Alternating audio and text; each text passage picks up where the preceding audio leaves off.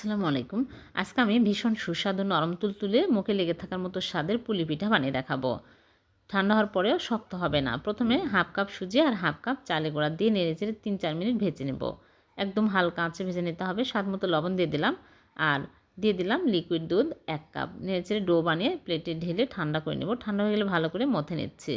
তারপরে এরকম করে আমি বাটির মতো করে ভিতরে পুর বানিয়ে রেখেছি নারিকেল আর খেজুরের গুড় দিয়ে, ওগুলো পরিমাণ মতো দিয়ে মুখটা ভালো করে আটকিয়ে নেব।